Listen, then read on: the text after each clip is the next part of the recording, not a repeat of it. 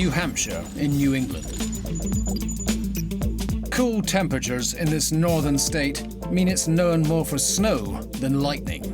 New England doesn't get a ton of storms, obviously, compared to Florida or the severe weather that the Midwest gets. But trained meteorologist Ryan Nicholson isn't deterred by the cool climate.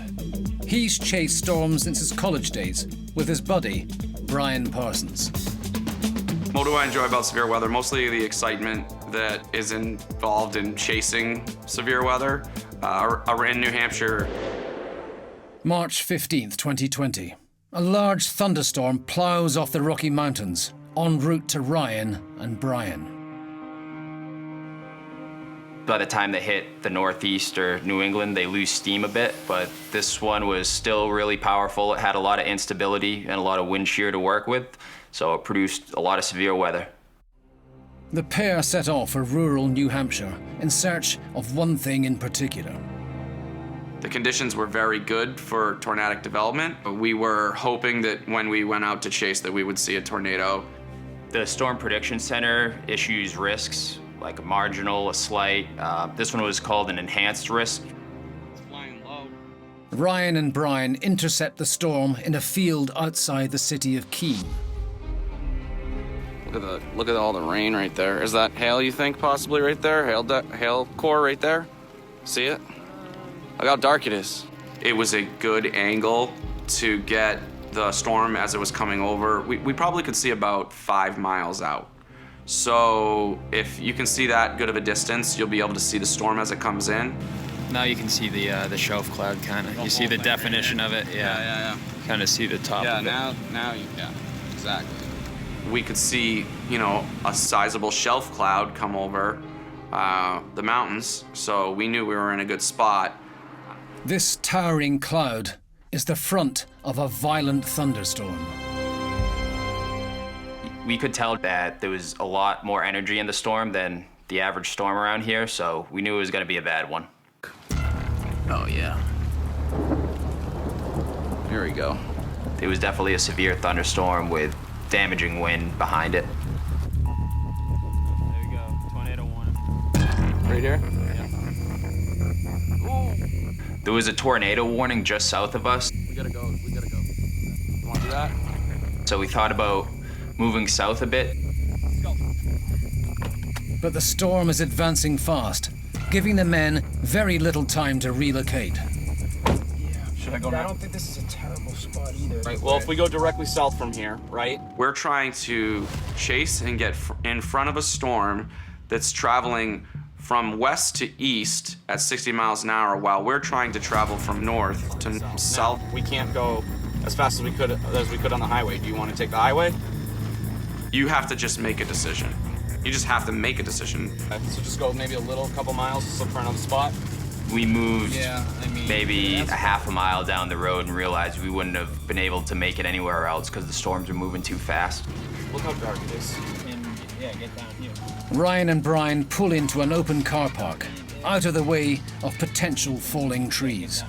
This farm, no one's down here. Perfect. Awesome spot.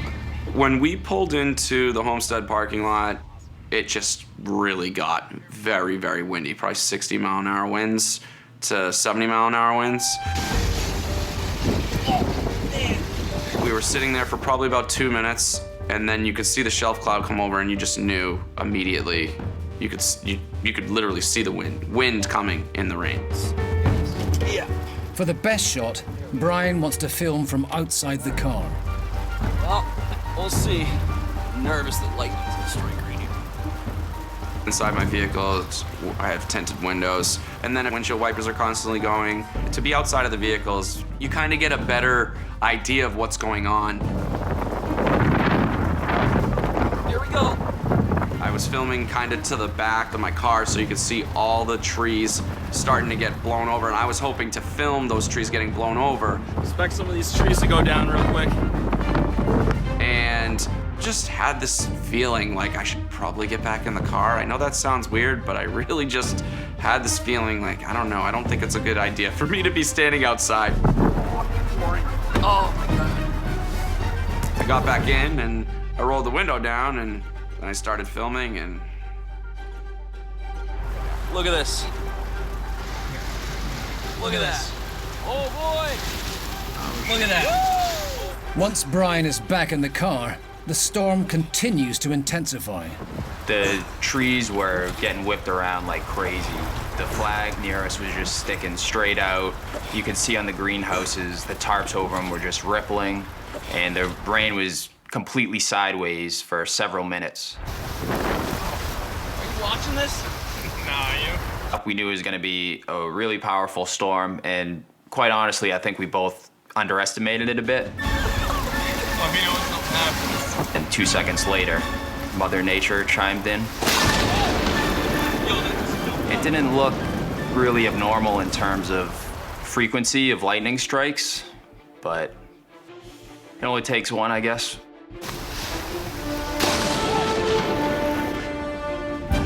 Then the lightning strikes, and you're just like in absolute shock. I couldn't hear out of my left ear. It was ringing so bad. I literally was just in a state of almost paralysis. I know it sounds weird, but like mental paralysis. Pretty much struck me, dude. I'm so freaking out right now. I just am completely shocked and taken back by the fact that that just happened to me. When we did get struck, I didn't even know we got struck. I thought it was just a really close strike. Can you smell that? It hit my car, dude. The car is dead. Literally. I can't put the windows up. That was the scariest thing. I can't do anything. Car's dead. So none of the windows are rolling up. I can't, the car's going a little crazy electronically. We're dead. The car smells like it's on fire, dude. Oh, man. I thought it was just a close strike, but then I started to figure out what happened, especially by the way Brian was acting and the fact that his car wouldn't do anything pretty much. Yeah, yes. We're dead. The headlights were permanently on.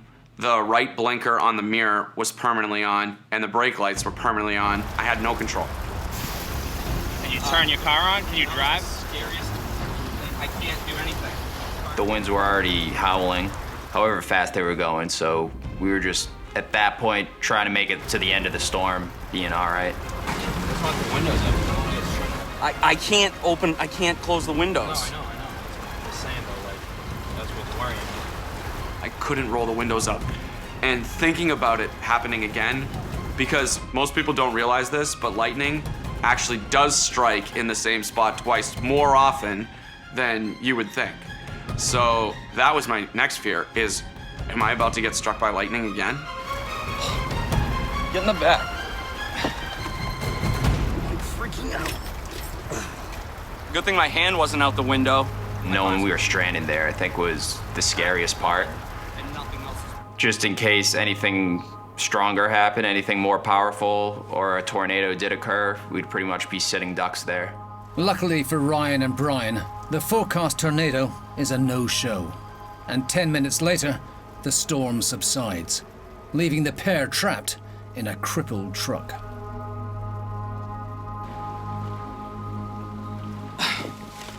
Car is soaked, dude. I can't do anything. Nothing's working, dude. New Hampshire. Yes. Brian had roadside assistant built into his dashboard pretty much, but since all the electronics were fried, we couldn't use that. So I got on the phone with somebody that could get us a tow truck, which ended up taking a really long time because we were pretty much in the middle of nowhere. 10 hours later, the men are driven home. What ended up happening was when the lightning struck the truck, it fried every single electronic in the vehicle, and at this point, they've totaled the truck, so that's a $60,000 loss. The SUV's metal frame channeled the deadly electric charge around the men and into the ground, leaving them emotionally frazzled, but physically unharmed. Lightning is 50,000 degrees Fahrenheit and has over 1 billion volts. If I had been standing outside of that vehicle for another 30 seconds, I probably wouldn't be sitting here doing this interview. All right, we're gonna have to stop this video now. I would not recommend doing anything that we were doing. I did buy some scratch tickets after. I had a winning streak for a bit. Nothing big. I think you actually have to like get directly struck by lightning to win $1 million or anything.